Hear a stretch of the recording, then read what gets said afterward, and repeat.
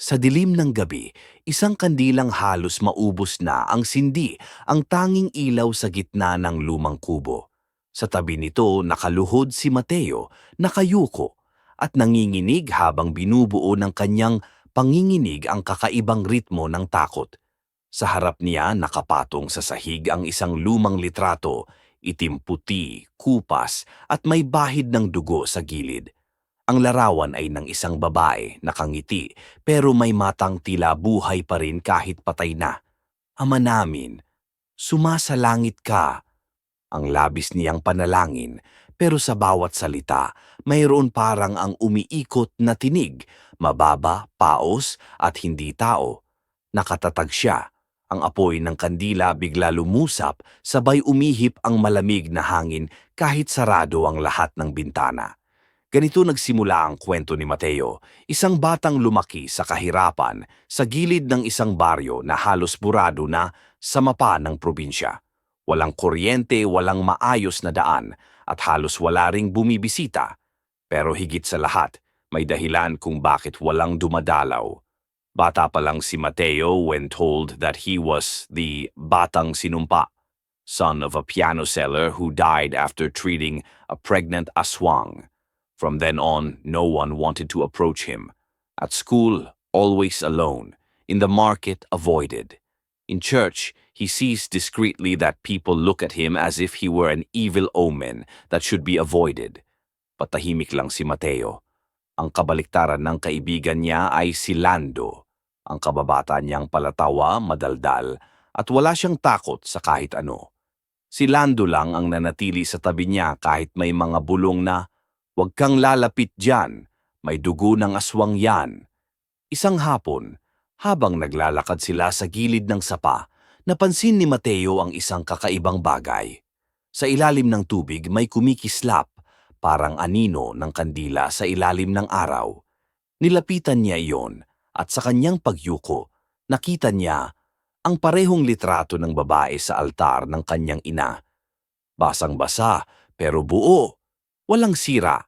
"Lando, hindi ito pwedeng nandito," mahina niyang sabi. Baka tinangay lang ng hangin?" Ansag si Lando nang ngumiti, pero nang nakita ang hindi na itatawa si Mateo, natahimik siya. Pag-uwi, naramdaman nilang may kakaibang lamig sa hangin, hindi normal, parang may gumagapang sa balat. At pagdating sa bahay, naroon ulit ang litrato. Tuyong-tuyo na, nakapatong sa lamesa, nakatingin sa kanila. Simula noong tanghali, gabi-gabi nang may kakaibang nangyari.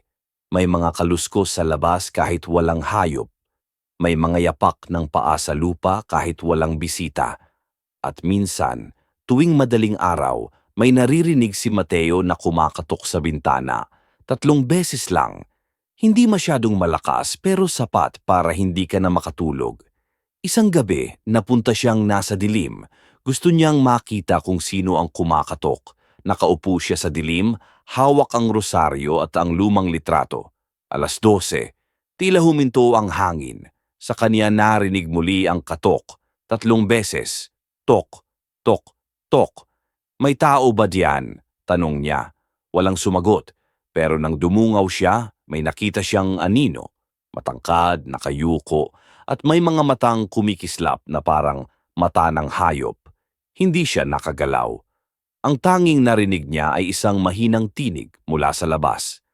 "Mateo, anak ka nang nagpagaling sa amin. Bakit mo kami ginising muli?" Hindi niya alam kung anong ibig sabihin noon, pero simula nang marinig niya yon, nag-iba ang lahat. Ang tubig sa poso nila biglang may dugo. Ang manok sa likod bahay, natagpuang wala ng laman sa loob. At ang nanay ni Mateo, bigla na lang nagkasakit, parang hinihigop ng hangin ang lakas. "Lando, nangangailangan ko hanapin ang answer," sabi ni Mateo mientras pinupunan ang pawis sa noo. "Nangangailangan ko malaman ang sino ang nasa litrato. Mate, baka hindi mo na kailangang malaman. May mga bagay na mas mabuting hindi mo na binubuksan," sagot ni Lando, seryoso sa unang pagkakataon. Ngunit huli na. Habang hinahanap nila ang pinagmulan ng litrato, napadpad sila sa kabilang baryo. Isang lugar na halos walang nakatira pero may matandang babae roon na kilalang mangkukulam. Ang mga mata ng matanda ay puti, parang bulag, pero nang makita si Mateo, tumawa ito ng mahina. Alam ko ang hinahanap mo, sabi niya. Ang babaeng yan, hindi siya tao.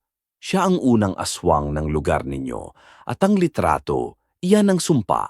Kapag napunta sa kamay ng may dugong albularyo, muling magigising ang mga nilalang sa ilalim ng lupa. Nanlamig si Mateo. Pero bakit nasa amin to?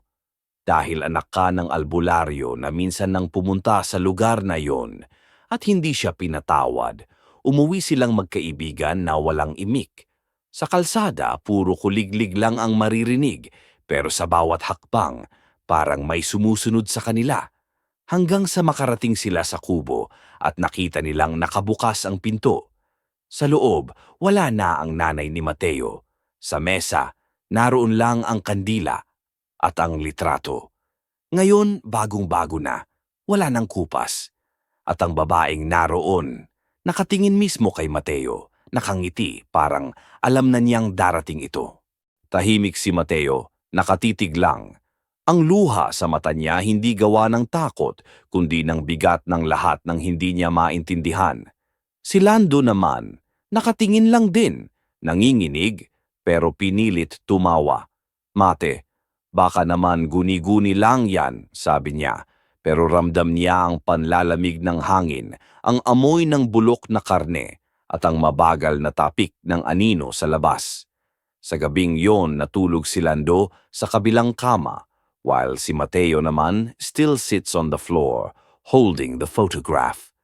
The flame of the candle illuminates his face, saw the sadness, the confusion, and the fear which he tries so hard to swallow, until suddenly hit by a gust of wind, killed the candle.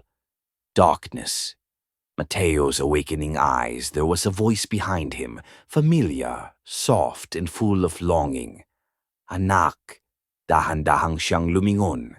Hindi niya naiisip kung anino lang ba o totoo, pero ang nakita niya ay isang anyo. Babaeng may mahabang buhok, duguan ang damer, at may ngiti na parang nananabik.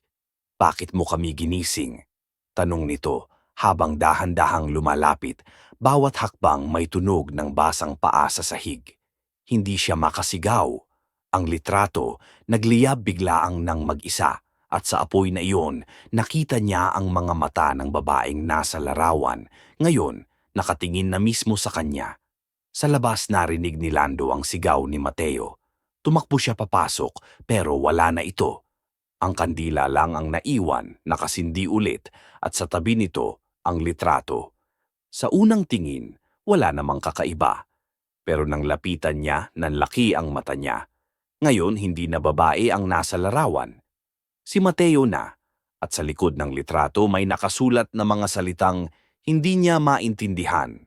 Pero malinaw ang huling linya, bawal pumasok dito ang albularyo. At sa malayo, may humalakhak, mahina, mababa, at parang hindi galing sa bibig ng tao. Ikaw ba, kung ikaw ang nasa lugar ni Lando? Makakatulog ka pa ba matapos mong makita yon?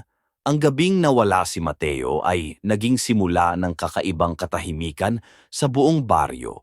Kinabukasan, wala nang gustong lumabas ng bahay. Lahat ng pinto nakasara. Ang mga matatanda nagdasal sa ilalim ng kanilang mga altar. Sabi ng iba, pinagkaputulan daw siya ng aswang.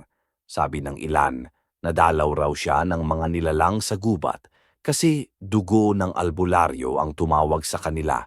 Pero si Lando lang ang nakakaalam ng totoo na bago maglaho si Mateo, nakita niya itong hawak ang litrato na nagliliyab at sa apoy ay may mga matang nakatingin pabalik. Pagkatapos ng gabing iyon, araw-araw niyang binabalikan ang kubo ni Mateo.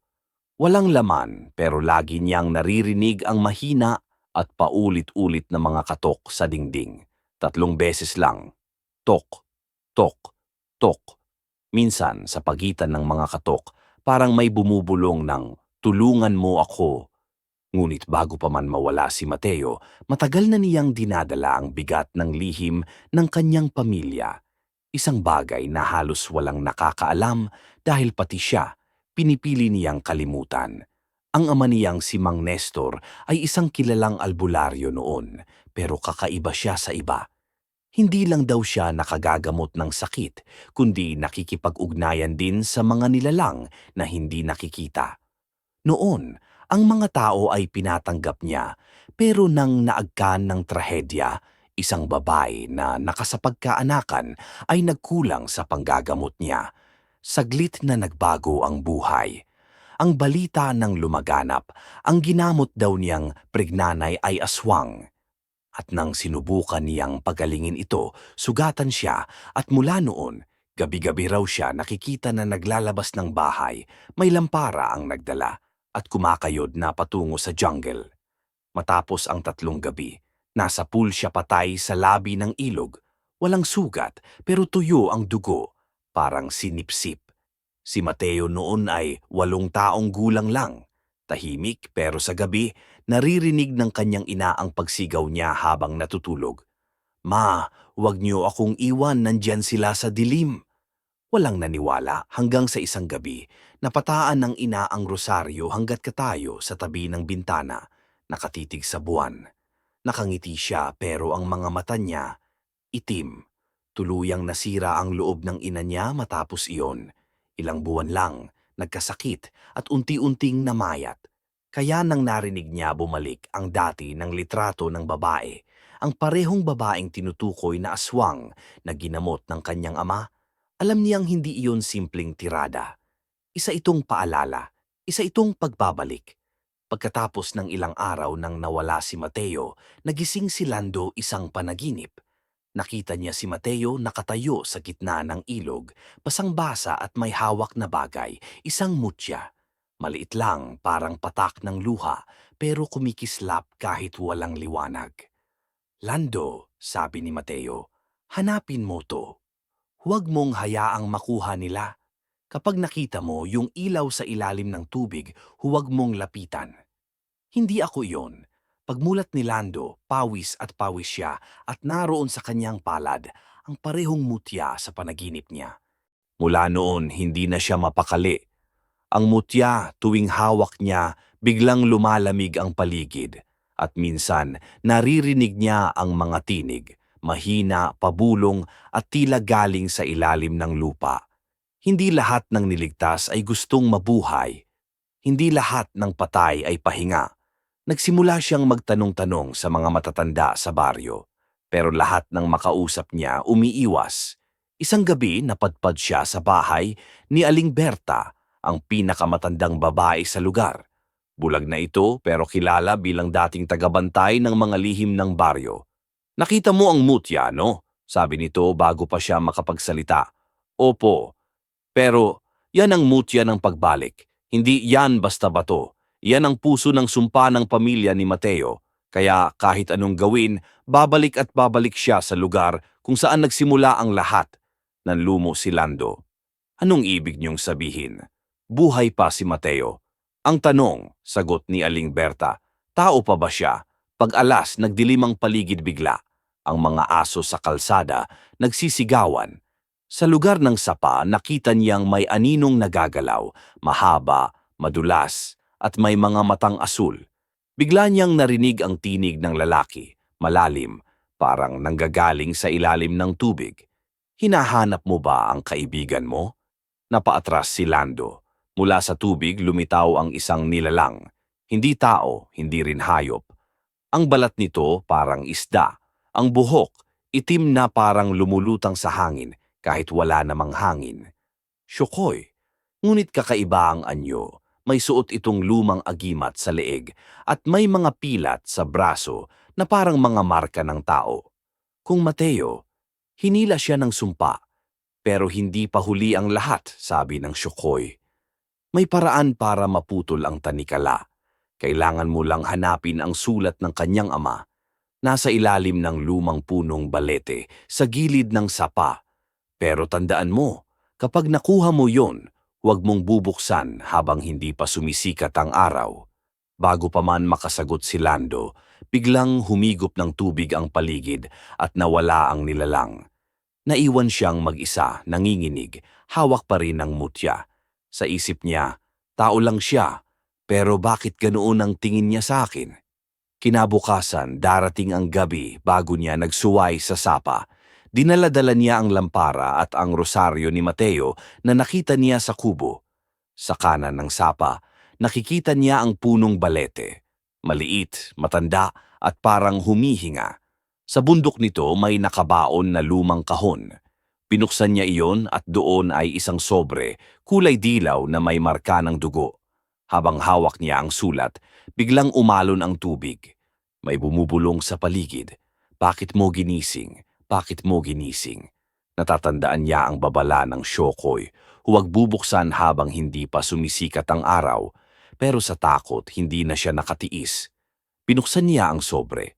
Sa loob may papel na halos malusaw na sa katandaan.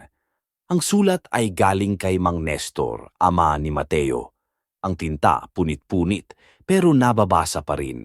Kung sino man ang makakabasa nito, alam kong darating ang araw na babalik ang sumpa. Ang babaeng ginamot ko noon ay hindi aswang. Isa siyang tagapagbantay ng mga nilalang sa ilalim ng lupa, isang diwata ng pagdurusa. Pinilit kong iligtas siya pero sa paggawa ko noon, nabuksan ko ang pinto. Ang pinto ng mga kaluluwa na dapat ay nanahimik na. Ang litrato, iyon ang susi. Huwag ninyong hahayaang masunog dahil kapag nasunog, mabubuhay muli siya sa katawang malapit sa dugo ko, sa anak ko. Binawasan ni Lando ang sulat. Nakasulat na ang gawa ng kamay, maputla, mahahaba ang kuko sa tubig ng sapa, humihila sa hangin na parang may gustong abutin. Mali, mali, bulong ni Lando habang tumatakbo. Pagdating niya sa kubo ni Mateo, sarado ang lahat ng pinto pero naroon ang amoy ng kandilang bagong patay. Sa sahig, nakakalat ang abo at sa gitna nakaupo si Mateo. Buhay. Mate? Halos hindi makapaniwalang tanong ni Lando. Ngumiti si Mateo pero hindi yun ang ngiti na kilala niya. Sabi ko sa'yo, huwag mong bubuksan ang pinto. Lumapit si Lando pero binansagan niyang malamig ang paligid at ang mga mata ni Mateo ay hindi na kayumanggi. That, dark na, like a wave of night. Sa tabi niya napatong ang mutya. Akala ko patay ka na. Patay nga ako pero hindi tapos ang kwento, sabi ni Mateo. May utang pa ang dugo ko. Habang nagsasalita siya, unti-unting nagbabago ang paligid.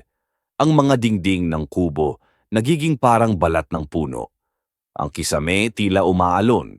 Sa labas may mga tinig ng sigaw, halakhak at pag-iyak. Parang ang buong baryo ay nagigising mula sa mahimbing na bangungot. Anong ginagawa mo, mate? Tanong ni Lando, nanginginig na. Nagulong, binubura ko lang ang kasaysayan na hindi ko pinili, sabi ni Mateo. Hindi sila ang tatatanggapin ako bilang anak ng albularyo, kaya tatatanggapin ko na lang ang dugo ng isa sa kanila. Pumaroon siya kay Lando, mayroon ang mutya, at ilagay ito sa dibdib ng kaibigan. Ikaw lang ang makakatulong sa akin matapos ito. Kapag nakita mong tumigil ang ilaw, huwag kang tatakbo. Mate, ano yung sinasabi mo? Ayos lang sumindi ang mutya, kumislap ng malabughaw na liwanag. Sa sandaling iyon, muling nabalik sa isipan ni Lando ang linyang narinig niya sa panaginip. Kapag nakita mo yung ilaw sa ilalim ng tubig, huwag mong lapitan. Hindi ako iyon. Akin ngayon, wala sa harap niya ang liwanag. Si Mateo mismo ang pinagmumulan. Sa labas tumalima ang ulan pero mainit, labinat parang dugo. Sa bawat paglaog, maririnig niya ang mga tinig ng mga aking dating patay. Mga pangalan, mga paghingi ng tawad, mga sumpang hindi natapos. Ang kubo, unti-unting humahantong sa lupa. Lando, may sulat ni Mang Nestor, umiwas. Mate, itigil mo to, hindi mo kailangan to. Ngumiti lang si Mateo, may luha sa mata. Hindi ko ito pinili, Lando, pero baka ikaw kaya mo akong ibalik. Kapag tuluyang bumalot ang liwanag, biglang naglaho ang lahat. Ulan, hangin, kubo, tinig. At si Lando nagising sa sapa, hawak pa rin ang mutya, ngunit ngayon itim na. Wala na ring sulat. Sa paligid, tahimik.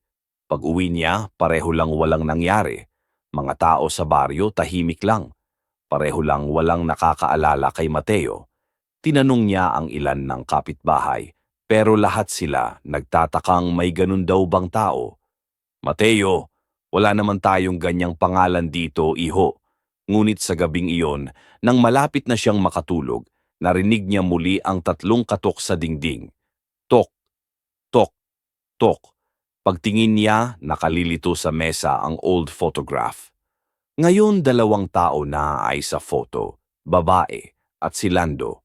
At sa likod nito, babalik ang sumpa sa araw ng ulan na mainit. Malamig na bumuhos ang ulan sa labas, mainit nga, parang dugong sumisingaw. At sa kanyang tainga, may boses na pamilyar, mahina, halos bulong. Lando, tulungan mo akong matapos ito. Kinabukasan, lumabas siya sa baryo, dala ang mutya, ang sulat at ang litrato. Dumiretso siya sa gubat, sa punong balete kung saan lahat nagsimula. Doon, naroon ang Shokoy, nakaluhod, parang may hinihintay. Tapos na ba? Tanong ni Lando. Ngumiti ang Shokoy. Hindi natatapos ang mga kwentong may dugo, pero pwede mong piliin kung saan ito magsisimula muli. Inabot ni Lando ang mutya. Kung babalik siya, ako na lang. Ako na lang ang tanggapin. Tumawa ang Shokoy. Kaya mo ba? Hindi ko alam, sagot ni Lando. Pero tao lang ako. At kahit tao lang, marunong akong magmahal sa kaibigan. Tumango ang nilalang at kinuha ang mutya. Muling lumakas ang hangin, umalon ang lupa at sa gitna ng liwanag, narinig ni Lando ang tinig ni Mateo, mahina pero malinaw. Salamat Lando, sa pagkakataong muli. Kapag bumalik ang katahimikan, wala na ang Shokoy. Wala na rin ang mutya. Ang punong balete ay parang bagong usbong. Wala na ring bakas ng sumpa. Pero sa tubig ng sapa, makikita mo minsan ang anino ng 2 batang naglalaro. Isang laging seryoso at isang palatawa. Minsan, sa gabi, sa bahay ni Lando, maririnig mo ang 3 katok. Tok, tok, tok. At marahang boses na bumubulong. Kapag nakita mong tumigil ang ilaw, huwag kang tatakbo. Ikaw ba? Kung ikaw ang nasa bahay ni Lando, bubuksan mo pa ba ang pinto? Pagkatapos ng gabing iyon sa gubat, matagal bago muling nagpakita si Lando sa mga tao. Ipinapalagay ng iba na tuluyan na siyang lumisan, gaya ng mga naunang nilamon ng sumpa ng baryo. Pero ang totoo, nanatili siya, palaging nasa gilid ng sapa, nakatitig sa tubig na tila naghihintay ng sagot na ayaw ibigay. Simula na nang wala ang mutya, parang may naiwan sa loob niya. Isang malamig na puwang na hindi naman kaya punuin ng dasal o araw. Minsan, sa tuwing lulubog ang araw, napapansin niya na humihinto ang hangin at sa pagitan ng mga kuliglig, may naririnig siyang boses ng batang tumatawag sa kanya. Lando, huwag mong kalimutan ang simula. But hindi niya nakita kung anong simula, ang gabi ng pagkawala ni Mateo o ang araw na piniling manahimik ng kanyang ama tungkol sa nangyari. Oo, may kasaysayan din ng hiwaga ang pamilya ni Lando, pero tinatakpan nila iyon ng normal na anyo ng buhay. Pagtatanim, pagdarasal, at pagtawa kahit gutom. Ang hindi alam ng karamihan, ang lolo niya dati ay isa ring albularyo, ang sinaunang tinawag ng mga diwata upang magbabantay sa hatiran ng gubat. Pero tumalikod ito sa responsibilidad at doon nagsimula ang pagkasira ng balanse sa sangbahayan. Sa puso ni Lando may takot na hindi niya mapangalanan. Takot na baka ang sumpa ay hindi lang kay Mateo, kundi pati sa kanya. Sa gabi, nagigising siya sa parehong panaginip. Siya at si Mateo mga batang tumatakbo sa tabing ilog habang ang langit ay kulay abo at ang tubig ay pula. Sa dulo ng panaginip, palaging may tinig na nagsasabi, "Isa lang sa inyo ang makakabalik." Isang gabi, sa paglalakad pauwi, nakilala ni Lando ang isang anino na sumusunod sa kanya. Hindi ito tao, kasi sa bawat hakbang niya, Lumalalim ang timbre ng yabag. Nang sabayang lingunan ko, wala. Kaya sa hila ng mata ko, parang may dumaan. Isang babae, nakaputi, nakalugay ang buhok, at nakatingin sa akin ng walang imik. Tao lang siya, bulong ni Lando. Pero bakit ganon ang tingin niya sa akin? Mula nang simula, hindi na siya mapakali. Sa bawat gabi na darating, palaging may kung anong presensya sa loob at paligid ng bahay. Mayroon tayong mga bagay na gumagalaw lamang. Ang lampara, ang rosaryo ni Mateo, pati na ang singsing ng nanay ni Lando na alway niyang suot sa leeg. Isang sinaunang singsing iyon na pinadpad ng kanyang ina ay tagapag-ingat sa kaluluwa ng kanilang pamilya. Lagi mong dala ito, anak, ang sabi ng ina noon. Kapag dumating ang dilim, huwag mong kalimutan kung sino ka. Pero noong pumanaw ang kanyang ina, hindi siya nakarating sa huling sandali. Nasa bukid siya noon, tumutulong sa kapitbahay, at pag-uwi niya malamig na ang katawan ng ina sa higaan. Simula noon, hindi na niya tinanggal ang singsing sa leeg, hindi bilang agimat, kundi bilang paalala ng pagkukulang na hindi niya kayang patawarin ang sarili. Minsan, nakaupo lang siya sa tabi ng ilog, pinaglalaruan ang singsing, nang biglang umalo ng tubig kahit walang hangin. Mula sa gitna nito, lumitaw ang liwanag.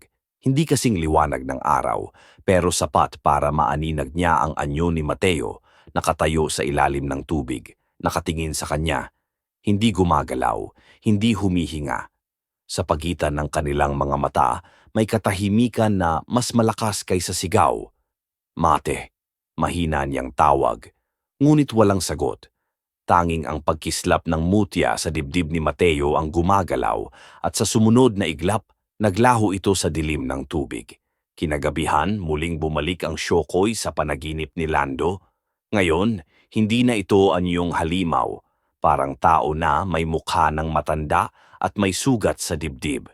Hindi pa tapos ang sumpa, he said. Ang mutya ay nasa pagitan ng buhay at kamatayan at ikaw ang piniling tagapagdala. Bawat agimat, bawat singsing, bawat panaginip mo, lahat iyan ay paalala ng tungkuling iniwan ng inyong dugo. Anong gusto mong gawin ko? Asked Lando, nang hihina na ang tinig. Buksan mo ang daan bago ang susunod na ulan na mainit. Kung hindi, hindi lang baryo ninyo ang mawawala. Pagmulat niya, lumalabas na ang pawis niya. Sa labas, puwet ang langit at naroon ang amoy ng basang lupa. Sa dibdib niya, kumikintab ang singsing ng kanyang ina. Mainit, parang nasusunog. Kinabukasan naglakad siya sa bahay ni Aling Berta. Ngunit pagdating niya, sarado ang bahay. Nang kumatok siya, walang sumagot. Pinilit niyang silipin sa bintana at doon niya nakita ang matanda, nakaupo, nakanganga at tila nagyayelo sa pagkakaupo.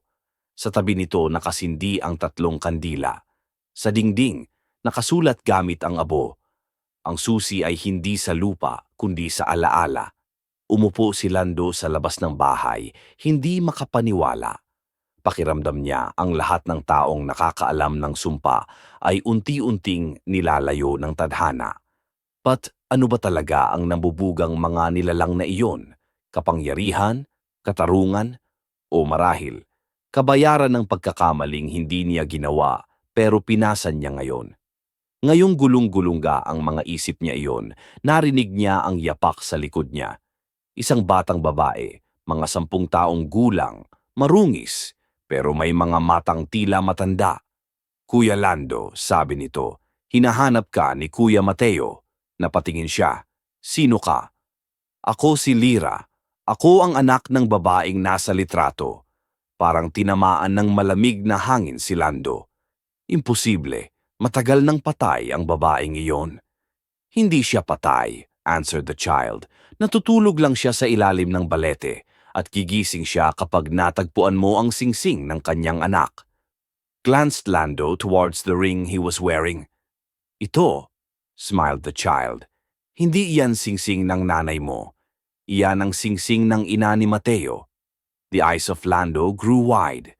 Paano nangyari yon? Kasi noong araw na namatay ang nanay mo, Hindi mo napansin. Meron pang pumalit sa singsing. Nilipat nila para di mo agad malaman kung sino ka talaga. Nang mawala si Lyra, iniwan niya si Lando na nanginginig, hawak ang singsing na ngayon ay tila may sariling pulso. Tuwing hawak niya ito, nakakarinig siya ng mga tinig, mga panalangin, mga sigaw, mga pangakong hindi tinupad. At sa bawat pagtitig niya may kumikislap na liwanag sa gitna ng bato, parang mata na nagbubukas. Lumipas ang 3 gabi. Ang ulan ay nagsimulang dumaloy pero mainit. Alam ni Lando na ito na ang huling babala. Lumakad siya patungo sa balete, dala ang lampara, ang singsing at ang rosaryo ni Mateo. Sa bawat hakbang, naririnig niya ang mga yabag ng mga kaluluwang dati nang naglakad sa daang iyon. Pagdating niya sa balete, nakita niyang bukas ang lupa. Sa gitna may hukay na parang bibig ng lupa. Doon niya nakita si Mateo nakatayo, pero ngayon ay parang walang laman, maputla, payat, at nakatingin sa kanya. Bumalik ka, sabi ni Lando, para saan? Para matapos na, sagot ni Mateo. Pero hindi ko kayang gawin ng mag-isa. Kailangan kong ibalik ang mutya sa tamang tagapagdala. 3 si Mateo at sa dibdib niya may liwanag na kumikislap ang mutya. Sa dugo ng albularyo at sa puso ng tao, dito magtatapos ang sumpa. But before he could get close, suddenly breathed the wind, and from the roots of the balete emerged the form of the woman, ang diwata. His face was both seen in the photo, but now has eyes full of fury and sorrow. Bakit ninyo ako ginising? It asked, the voice like a blowing of wind. Ako ang tagapangalaga, hindi halimaw. Mateo stopped in his tracks. Nagustuhan ko lang tapusin ang sumpa. The curse is not mine, replied the diwata. Sa mga taong tumalikod sa tungkulin ito nagsimula. Sa dugo ng mga albularyo, sa inyo. Tumingin siya kay Lando. At ikaw ang susi ng pagbabalik. Ang singsing na dala mo hindi panangga kundi pintuan. Buksan mo at pipiliin mo kung alin sa inyong dalawa ang mananatili. Hindi makapagsalita si Lando. Tumutulo ang ulan sa kanyang mukha at ang singsing sa kanyang kamay ay nagliliyab. Bakit ako? Dahil ikaw lang ang may pusong hindi pa dinadala ng alinlangan, sagot ng diwata. Tumingin si Mateo kay Lando. Walang salita pero sa mga mata niya may pakiusap. Tama na. Ngunit sa loob ni Lando, naglalaban ang lahat, takot, galit at pagsisisi. Hindi niya kayang mawala ulit ang kaibigan, pero hindi rin niya alam kung anong mangyayari kapag pinakawalan niya ang singsing. Kung ako ang kailangan, ako na lang, sabi niya sa wakas. Bitawan mo siya. Ngumiti ang diwata. Lahat ng sakripisyo ay may kabayaran. Handa ka ba? Tumango siya bagaman nanginginig. Dahan-dahan niyang inalis ang singsing at inabot ito sa diwata. Sa sandaling iyon, bumukas ang lupa at mula rito ay lumabas ang mga anino, mga kaluluwang walang mata, walang boses, mga alaala ng mga taong nakalimutan. Tinabunan sila ng hangin at sa gitna ng kaguluhan, nakita ni Lando ang mukha ng kanyang ina. Anak, sabi ng mahina nitong sabi, hindi mo kailangang takasan ng dugo mo. Gamitin mo ito para magtapos. Nanginginig si Lando, inambilan ng singsing sa kamay ng diwata at ipinasok sa liwanag ng mutya sa dibdib ni Mateo. Pumutok ang liwanag at sandaling nabulag ang paligid. Nang tumigil ang ulan, tahimik na ulit ang gubat. Pagmulat ni Lando, walang na si Mateo, walang rin ang diwata. Ang balete muli na namang sarado. Sa kanyang palad naroon ang singsing. Ngayon ay malamig na at kulay abo, parang abo ng kandila. Sa tubig ng sapa may nakitang aninong lumalayo. 2 figura, magkahawak kamay, papunta sa ilog ng liwanag. Pag-uwi ni Lando, walang sino man ang nagsalita tungkol sa nangyari. Parang walang nagbago pero sa gabi, alam niyang may nagbago sa kanya. Sa bawat tunog ng ulan, naririnig pa rin niya ang mga bulong ni Mateo. Lando, kapag tumigil ang ilaw, huwag kang tatakbo. At minsan tuwing tititig siya sa lampara, makikita niya ang refleksyon ni Mateo, nakangiti, payapa. Sa tabi nito ang anino ng babaeng diwata, nakatingin sa kanya, walang galit, walang lungkot, parang tinatanggap na niya ang katahimikan. Ngunit minsan sa pinakatahimik na bahagi ng gabi, naririnig ni Lando ang tatlong katok sa bintana. Tok, tok, tok. Sa una, natatakot siya, pero ngayon hindi na. Binubuksan na niya ang pinto at sinasabi ng marahan, "Kung kailan kayo handa, narito pa ako." Malibang sa labas, walang tao. Kakakang hangin lang na may dalang amoy ng ulan at abo. Sa lamesa, naroon ang singsing, umiilaw ng mahina. At sa likod ng liwanag, may tinig na halos hindi marinig. Isang salitang bumabalik sa simula. Ang susi ay hindi sa lupa, kundi sa alaala. Ngayon alam na ni Lando ang ibig sabihin nun. Ang sumpa ay hindi kailanman sa mga nilalang ng dilim, kundi sa mga taong natatakot harapin ang sarili nilang anino. At kung minsan sa mga gabi ng ulan na mainit, kapag titingin ka sa bintana ni Lando, makikita mo siyang nakaupo, hawak ang singsing, tahimik lang, pero nakangiti. Sa paligid, may mga aninong naglalaro sa dilim. Parang dalawang batang nagtatakbuhan sa tabing ilog gaya ng dati. At kung pakikinggan mong mabuti, maririnig mo ang huling bulong bago tuluyang manahimik ang hangin, ang mga sumpa. Minsan, pagmamahal lang na hindi natapos. Simula ng gabing iyon, hindi na muling nakatulog ng mahimbing si Lando. Tuwing pipikit siya, bumabalik ang parehong panaginip. Siya at si Mateo nakatayo sa ilalim ng balete habang unti-unting nagiging abo ang lupa sa ilalim nila. Sa gitna ng hangin may boses na bumubulong, paulit-ulit, malinaw at malamig. Hindi pa tapos. Hindi pa kayo tapos. Pagmulat niya, palaging may iisang tunog na maririnig. Tok, tok, tok. Tatlong katok sa bintana. Pareho ng dati, pareho ng gabi. At sa bawat pagdilat niya, parang may aninong nakatayo sa sulok ng silid, nakatingin lang, hindi gumagalaw. Noong una, ayaw niya palunasan. Akala niya guni-guni lang. Pero nang sumapit ang ikatlong gabi, nakita niyang nakatingin din doon ang pusa ng kapitbahay. Nakabuka ang bibig, nakataas ang balahibo, at umuungol na parang may nakikita.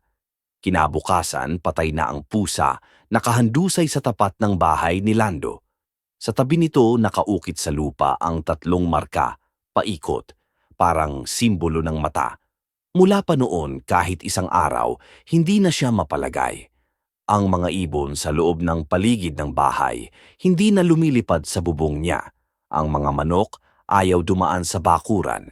Minsan, habang nag-iigib siya sa poso, biglang umaalon ang tubig kahit walang hangin.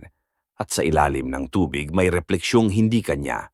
Hindi pa ito tapos, bulong niya sa sarili habang pinipigilan ang panginginig ng kamay.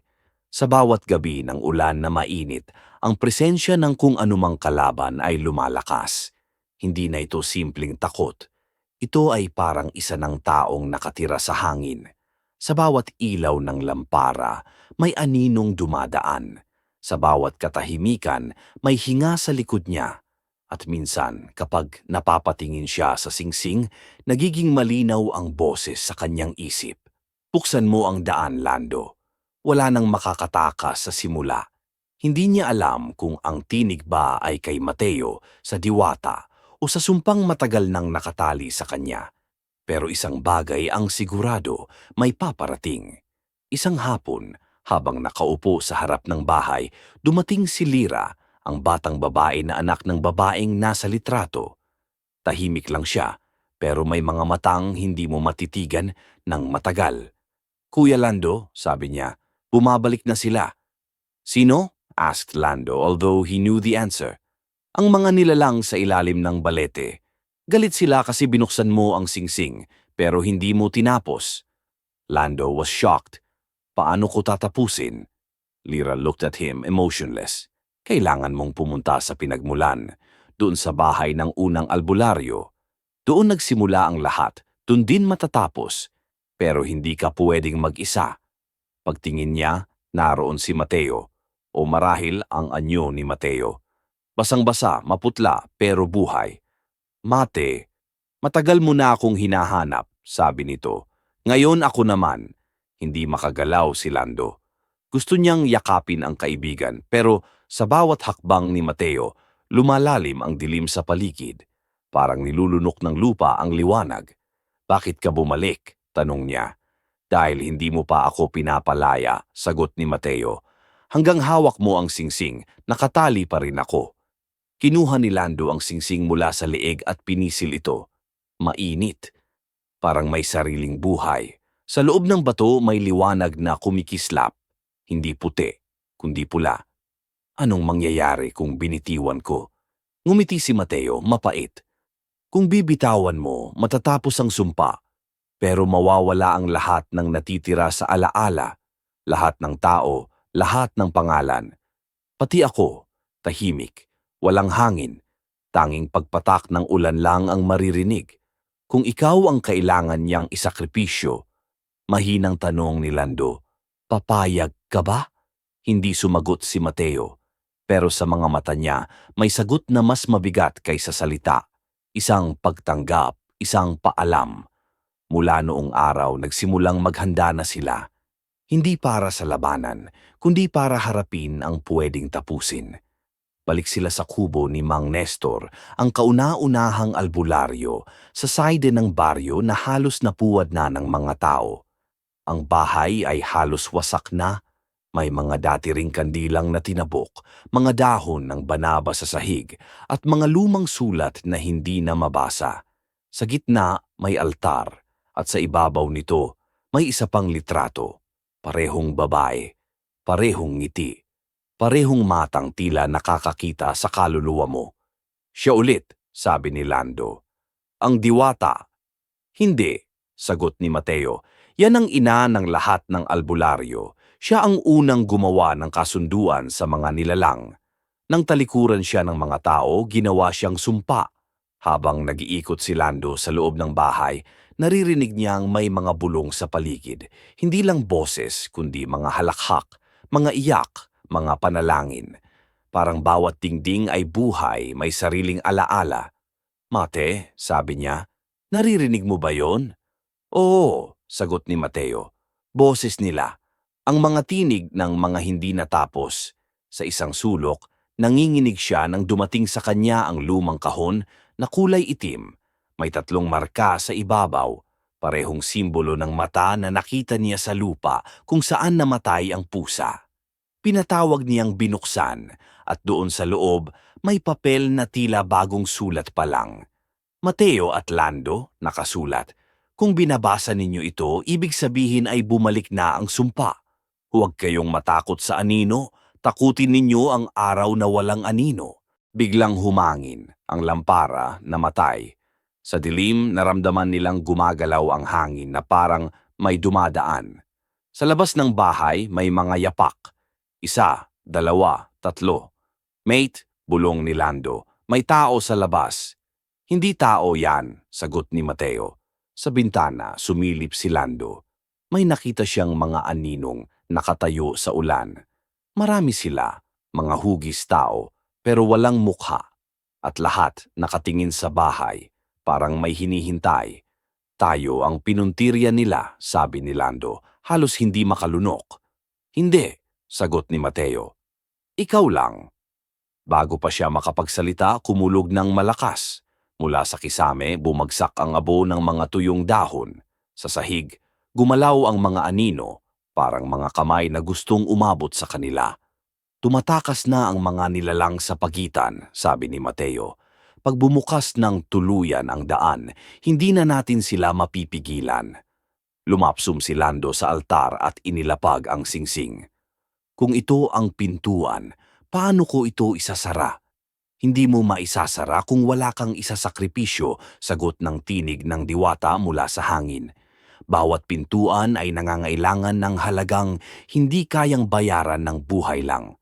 Lumapsum si Mateo sa kanya, marahang humawak sa balikat niya. Kung ako ang kailangan, gawin mo na. Hindi kita kayang saktan, sagot ni Lando, nanginginig. Hindi mo ako sasaktan, replied Mateo. Palalayain mo lang ako. But before they could even begin, suddenly the altar lit up. From the photograph emerged the form of the Diwata, now clearer, almost human, but eyes seemed to have no end. Hindi mo pa rin naiintindihan, he told Lando. Ang singsing ay hindi agimat. Isa itong tanikala. At bawat dugo ng albularyo ipinapasa ang tanikala sa susunod. Hanggat may nagmamahal, hindi ito mapuputol. Lando knelt down. Kung ganon, anong dapat kong gawin? Piliin mo kung sino ang dapat manatili, answered the Diwata. Ikaw o siya. Tahimik. Walang gumalaw. Sa labas unti-unting bumubuhos ang ulan, pero mainit pa rin parang dugo. Ang mga anino sa labas dahan-dahang lumalapit isa-isa hanggang marinig nila ang mga hakbang sa mismong sahig. Tayo na, sabi ni Mateo, habang unti-unting umaakyat ang mga anino sa dingding. Bago pa sila makapasok, kinuha ni Lando ang singsing, pero bago niya ito maisuot muli, nakita niyang nagbabago ang anyo nito. Ang bato sa gitna, hindi na pula, kundi kulay abo na parang mata ng tao. At sa bawat tibok ng kanyang puso, kumikislap ito ng sabay. Mate, parang may buhay to. May kaluluwa talaga yan? Sagot ni Mateo, at baka hindi lang iisa. Sa labas kumulukot ang hangin, ang bubong ng lumang bahay, sang-angsang ang bumibigay. Ang mga kandila sa loob at ang sumiklab ng apoy na kulay asul. At sa pagitan ng lahat ng iyon, narinig nila ang boses ng Diwata. Ngayon mas malinaw. Ang simula ay babalik, ang alaala ay babangon, at ang liwanag ay kakainin ng sarili nitong anino. Nagdugo ang ilong ni Lando. Ramdam niya ang bigat ng singsing, parang sinusunog ang laman niya. Sa bawat tibok ng puso niya, nakikita niya ang mga alaala ni Mateo. Bata pa sila, tumatakbo sa sapa, nagtatawanan. Tapos ang gabing may dugo. Ang gabing may apoy. Ang gabing hindi na siya tumingin pabalik. Hindi ko kayang ulitin, bulong niya, halos humahagulgol. Kailangan mong tapusin, sagot ni Mateo, hinawakan siya sa kamay. Kung ako ang dahilan ng sumpa, ako rin ang katapusan. Ngunit bago pa niya masagot, biglang may malamig na kamay na humawak sa likod ni Lando. Nang lingunin niya, ang Diwata ngayon ay may luha sa mga mata. Ang pag-ibig ng tao, sabi nito, ang pinakamatinding sumpa sa lahat. Bigla siyang pinabigbig ng hangin. Ang singsing ay bilisag ngayon mula sa kanyang palad at bumagsak sa altar. Sa ngayon lang iyon buksan ang lupa sa ilalim nila. Ang hangin parang iniyak. Ang mga anino pumasok sa loob ng bahay at lumibot sa paligid. Sa gitna ng lahat ng iyon, marinig ang mga sigaw ng mga kaluluwa na naglilikha ng karalitan upang makalaya. Mate, bawat salita ni Lando, hawakan mo ako. Ngunit si Mateo nakangiti lang habang unti-unting nagiging liwanag ang katawan. Lando, tapusin mo na. Tandaan mo, kapag tumigil ang ilaw, huwag kang tatakbo. At biglang nagdilim ang lahat. Pagdilat ni Lando, mag-isa siya sa gitna ng lumang bahay. Basag ang mga dingding, wasak ang bubong, at sa gitna ng altar, ang singsing. Ngayon, hindi na ito nagliliwanag. Ngunit sa tabi nito, may abo na may hugis ng kamay. Dahan-dahan niyang inabot ang singsing. Mate, bulong niya, hindi pa tapos. Sa labas muling kumulog. Ang mga ibon sabay-sabay na lumipad palayo. At sa tubig ng sapa na makikita mula sa bintana, may refleksyong lumitaw. Ang mukha ni Mateo, ngunit ngayon iba na. Mas matalim ang tingin, mas malamig ang ngiti. Lando, boses na parang galing sa ilalim ng lupa, hindi pa tapos ang kwento. Sa sandali yon, napansin niyang kumikilos ang singsing. Dahan-dahang umiikot sa sahig, parang may gustong hanapin. At sa bawat pag-ikot nito, tumutunog ang parehong ritmo. Tok, tok, tok. Bumukas ang pinto ng bahay nang hindi niya hinahawakan. Sa labas may liwanag. ngunit hindi liwanag ng araw, parang apoy na nagmumula sa kalangitan. Sa ilalim nito may mga anino na nakatingala, sumasayaw sa hangin. Mate, bulong niya ulit pero wala nang sagot. Tumingin siya sa singsing at muling suot ito. Pagkasuot niya, biglang lumamig ang paligid. Sa salamin ng bintana, nakita niya ang sarili. Pero sa halip na kanyang mukha, ang bumabalik sa kanya ay ang mukha ni Mateo, nakatingin ng diretsyo, parang may sinasabing hindi marinig. Sa labas ng bahay, ang ulan humupa, ngunit naiwan ang amoy nina, abo at dugo. Nakaukit muli sa lupa ang tatlong bilog na mata. Parehong simbolo, parehong babala. Ngayon sa bawat gabi na dumating, alam na ni Lando na hindi siya napapakana. Ang mga hayop sa looban ay nagtutumaling sa paggalaw habang sila'y dadaan. Ang mga taong naninirahan sa baryo biglang nagiging masa siya kapag napapatingin siya. At sa bawat salamin, may ibang mukha ang kinikita niya. Minsan si Mateo, minsan si Diwata, minsan si sarili niyang anino na may matang pulang-pula. At sa gabi, bago siya matulog, palaging naroon ang parehong tanong sa isip niya. Isang tanong na tila galing sa mismong hangin. Kung ikaw ang kailangan niyang isakripisyo, papayag ka ba? Sa labas, tatlong katok. Tok, tok, tok. Sa loob, katahimikan. Sa lamesa, ang singsing. Ngayon, muling nagliliwanag. At sa dilim ng gabi, may dalawang mata ang unti-unting bumukas, nakatingin kay Lando. Walang salita, walang sigaw, tanging titig lang na parang tanong ng kaluluwa mismo. At ikaw, kung ikaw ang naroon sa bahay ni Lando, bubuksan mo pa ba ang pinto? Ang gabi hindi na tahimik like before. Ang hangin, mabigat. Every time Lando breathes, may kasamang buhangin at abo. Hindi na rin siya sigurado kung nakakaramdam pa siya ng gutom o pagod. Tanging pagkalito at kaba ang natitira sa kanya. Sa bawat sandaling dumaraan, parang unti-unting nagiging malabo ang linya sa pagitan ng panaginip at katotohanan. Simula nang muli magliliwanag ang singsing, wala na siya nagkaroon ng payapang gabi. Palaging tuwing madaling araw niyang marinig ang tatlong katok sa bintana, tok, tok, tok, at pagkatapos ay isang mahinang bulong.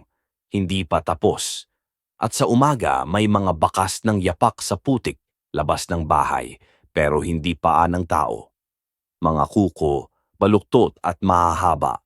Isang araw, habang nag-aayos ng mga gamit ng kanyang yumaong ina, natagpuan ni Lando ang isang lumang kahon na nakatago sa ilalim ng banig.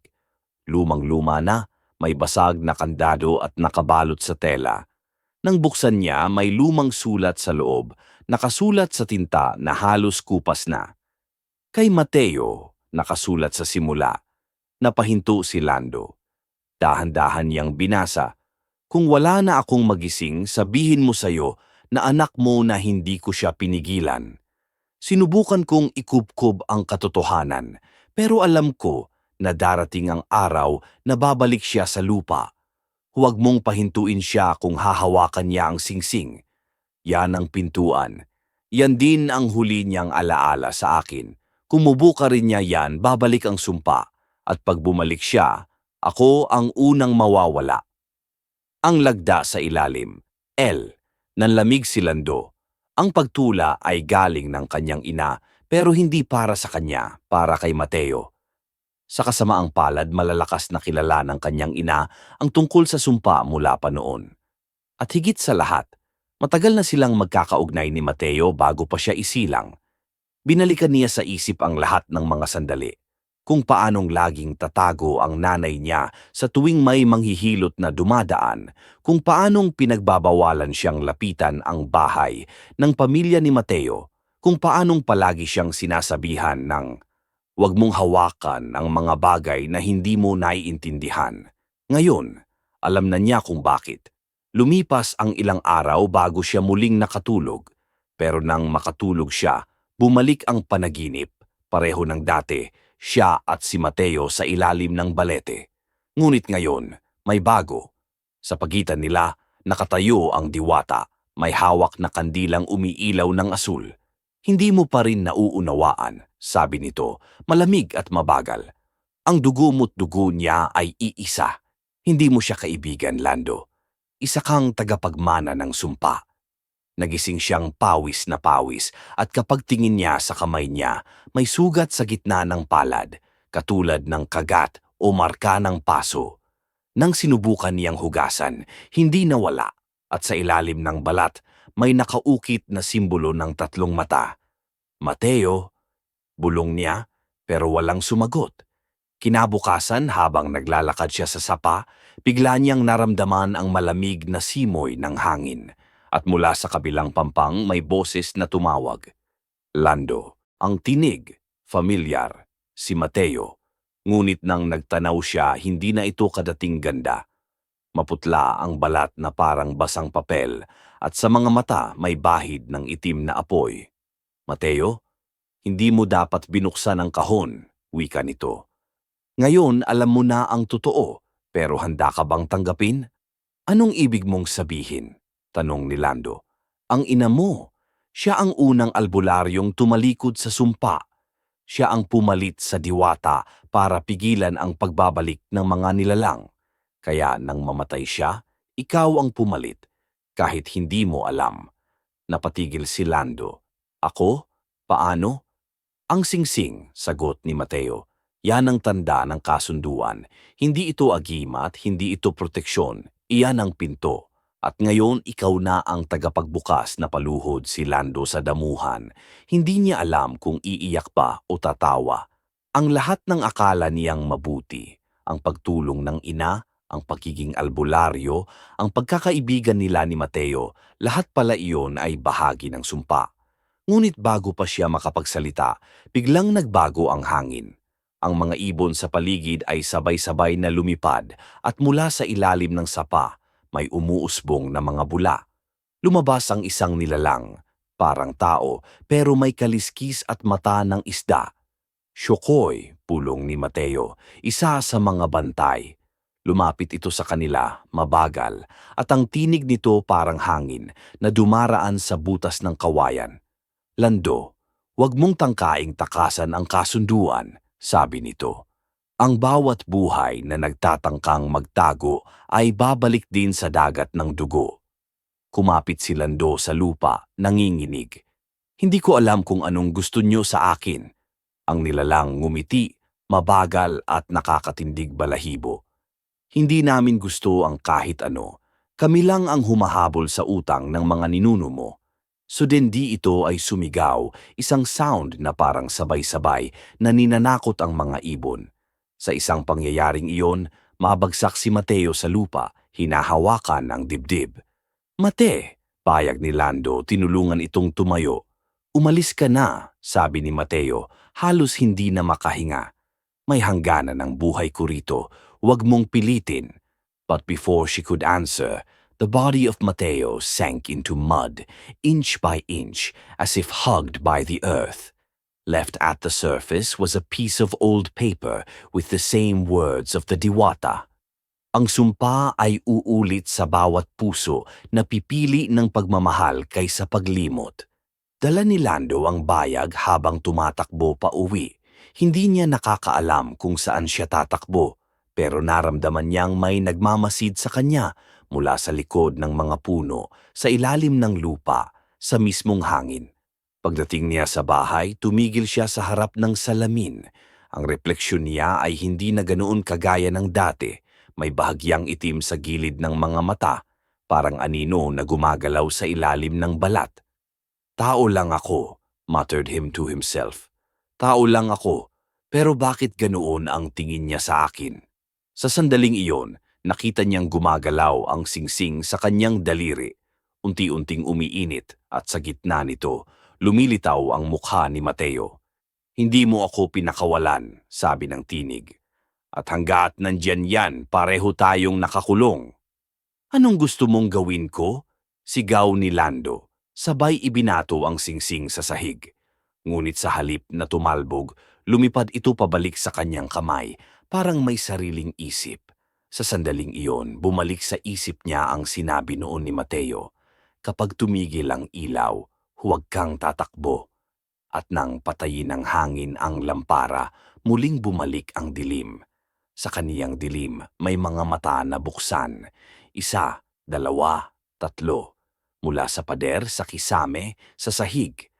Mga mata ng mga nilalang na nangungontra sa loob ng mga panahon sa pagitan ng mga salita at alaala. Isang tinig ang lumabas mula sa isa sa mga mata. Ang dugo ng albularyo ay kailangang magtapos sa liwanag. Pagmulat ni Lando, nasa ibang pwesto na siya. Hindi na kubo, hindi na baryo. Isang parang sinaunang dambana, puno ng abo at kandilang umiilaw ng asul. Sa gitna, nakatayo ang diwata, at sa tabi nito si Mateo, pero ngayon, hindi na siya mukhang tao. Ang balat niya ay parang bato, at sa dibdib niya, nakabaon ang parehong singsing na suot ni Lando. Hindi mo ako pinakinggan, ang sabi ng diwata. Sinabi ko sa iyo, hanggat may nagmamahal, hindi mapuputol ang tanikala. Hindi ko siya kayang mawala, ang sagot ni Lando. Kapatid ko siya. Ngumiti ang diwata, mapait. Hindi mo siya kapatid. Anak mo siya. Tumigil ang mundo. Hindi. Paano yun posible? Halos hindi na makapagsalita si Lando. Ang ina mo ang pumalit sa akin, paliwanag ng diwata. At ikaw ang naging uling tagapagmana ng kanyang kasunduan. Si Mateo ay isinilang mula sa dugo mo, isang kaluluwang isinakripisyo upang mapigil ang pagbabalik ng mga nilalang. Kaya hindi mo siya maalala noon. Dahil kalahati lang ng kaluluwa niya ang nanatili rito, lumuhod si Lando, nanginginig. Kaya pala sabi mo, hanggat may nagmamahal hindi mapuputol, kasi ako mismo ang humahawak sa tanikala. But on the periphery of his vision, twirls Mateo, slowly being approached, and with every step, deeper the shadow falls around. Kung ako ang dahilan, sabi ni Mateo, ako rin ang wakas. Mate, huwag! Sigaw ni Lando, ngunit huli na. Kahanapin ni Mateo ang singsing at umamaon ito sa dibdib niya. Pumutok ang liwanag, isang sigaw na parang sabay-sabay na umaling-aungaw ang mga tinig ng libu-libong kaluluwa. Kapag napatapos, wala na si Mateo. Sa sahig, nakalayong lang ang singsing, ngayon ay kulay itim, at sa gitna nito ang marka ng tatlong mata. Lumapit si Lando, nanginginig, at kinuha ito. Paghawak niya, narinig niyang muli ang boses ni Mateo, mahina pero malinaw. Kung ikaw ang kailangan niyang isakripisyo, papayag ka ba? Pumukadkad siya, nangahuyog. Hindi ko alam. But around her began to thrive the specters. One by one they rose from the ground, the creatures with no face, eyes aglow, and between them, the diwata, looking only at Lando. Ngayon alam mo na ang totoo, sabi nito. Ang tanikala ay hindi mo kayang sirain, pero maaari mong piliing kanino ito mapupunta. Pinansin ni Lando ang singsing at sa unang pagkakataon, nakita niyang gumagalaw ito, ang bato sa gitna, parang pulso ng puso, tumitibok ng mabagal. Kung ibibigay ko to sa iba, tanong niya, matatapos ba? Hindi, sagot ng diwata. Uulit lang. Kung ganon, huminga siya ng malalim, mas mabuti nang ako na lang. Isinuot niya uli ang singsing. Sa sandali iyon, naindihina ang mga anino, naindihina ang hangin, naindihina ang lahat. Ang paligid ay nagliwanag, pero hindi ito liwanag ng araw. Isang liwanag na malamig, tahimik, at puno ng sakit. Sa gitna ng lahat, nakita niya ang refleksyon ni Mateo, nakangisi, payapa. Salamat, sabi nito. Ngayon tapos na ako. Ngunit bago siya tuluyang mawala, isang boses ang umaling-aungaw muli. Ang diwata, pabulong, puno ng lungkot. Hindi pa tapos. Ang ilaw ay kakainin ng sarili nitong anino. Muling nagdilim ang lahat. Pagmulat ni Lando, nasa kubo siya, parehong kubo, parehong gabi. Sa mesa, naroon ang kandila, ang lumang litrato ng babae, at ang singsing. Lahat ay parang bumalik sa simula. Lumabas siya ng bahay at sa labas umaambon. Sa lupa may tatlong bilog na marka. Sa hangin narinig niya ang tatlong katok. Tok, tok, tok. Sa loob ng bahay, sa salamin, nakita niya ang sarili. Kaya pero hindi na siya si Lando. Ang mga mata niya pula. Ang balat niya maputla. Ang boses sa kanyang isip, pamilyar. Mateo, hindi niya alam kung nananaginip siya o gising. Pero nang tumingin siya sa kandila, nakita niyang may nakasulat sa mesa gamit ang abo. Ang simula ay babalik. At mula sa bintana, muling may boses na pabulong, halos parang panalangin. Hindi pa kayo tapos. Ang apoy ng kandila biglang namatay. At sa kadiliman, may narinig siyang isang huling tanong. Isa na ring bumabalik, mas masakit, mas totoo. Kung ikaw ang kailangang mawala para matapos ang sumpa, papayag ka ba talaga? At pagkatapos noon katahimikan, ngunit sa dilim ng gabi, mula sa labas ng kubo, may maririnig na tatlong katok. Tok, tok, tok. Pagtingin sa bintana, dalawang mata ang nakatitig sa kanya. Parehong sa kanya pero mas matanda, mas pagod, mas puno ng kasalanan. At sa pagitan ng kanilang mga titig, walang naiwan kundi ang parehong linya na parang sumpang walang katapusan. Hindi pa tapos, hindi pa kayo tapos.